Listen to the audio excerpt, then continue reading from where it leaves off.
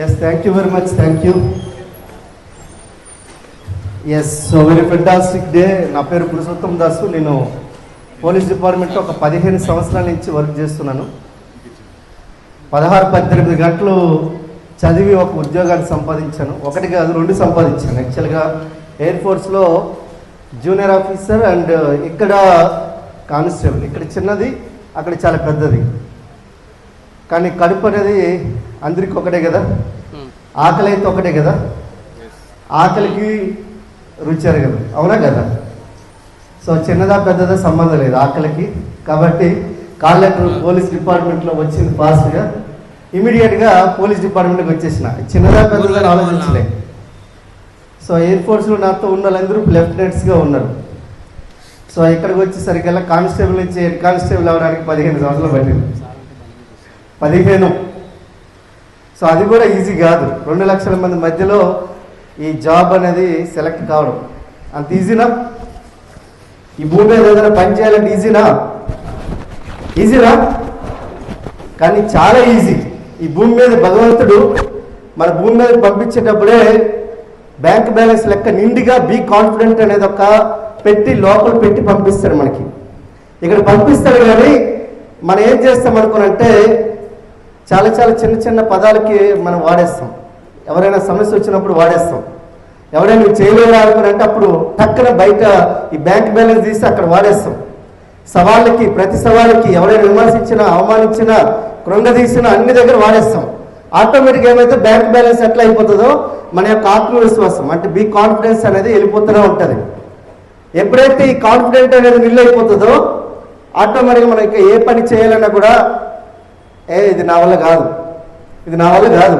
ఎందుకు నా వల్ల కాదు అనుకున్నంటే ఇక్కడ బ్యాంక్ బ్యాలెన్స్ నిల్లు. బీ కాన్ఫిడెంట్ అనే పదం అనేది నిల్లు ఉంది అక్కడ.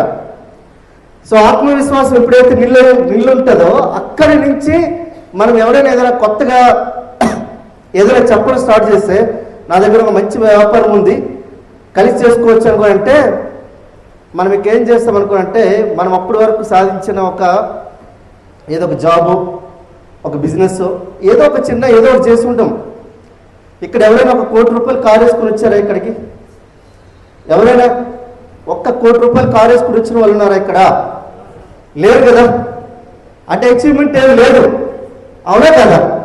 కానీ నేను ఈరోజు నడిపే కారు ఎంతో తెలుసా? 55 లక్షల కారు నడుపుతున్నాను నేను. 55 లక్షలు నడిపే కారు. బెంజ్ ఉంది, బ్రీజా ఉంది, బంగ్లా ఉంది, బంగారం ఉంది, బ్యాంక్ బ్యాలెన్స్ కోట్లలో ఉంది. అయినా కూడా వచ్చి ఇక్కడికి వచ్చి మాట్లాడుతున్నంటే నా బ్యాంక్ బ్యాలెన్స్ ఫుల్గా నిండుగా ఉంది. ఆ బ్యాంక్ బ్యాలెన్స్ ఏంటో తెలుసా? 21 మీటింగ్స్ ఇక్కడికి మీకు రెగ్యులర్గా మీరు రాగలిగితే మీకు మించినోడు ఎవడు లేడు. నన్ను తలదన్నే లీడర్ కావాలనుకునంటే మీరు ఇక్కడికి వచ్చి మాట్లాడాలి. నన్ను తలదనాలనుకునంటే ఎంతమందికి ఉందండి? నన్ను దాటి వెళ్ళిపోవాలని ఎంతమందికి ఉంది? నన్ను ఎందుకు దాటి వెళ్ళిపోవాలి? మీకు క్లారిటీ రావాలి కదా. ఇప్పుడు కేసీఆర్ గారిని మీరు దాటి వెళ్ళిపోయారనుకో సీఎం అవుతారు. రేవంత్ రెడ్డి గారిని దాటి వెళ్ళిపోతే సెంట్రల్ మినిస్టర్ అవుతారు.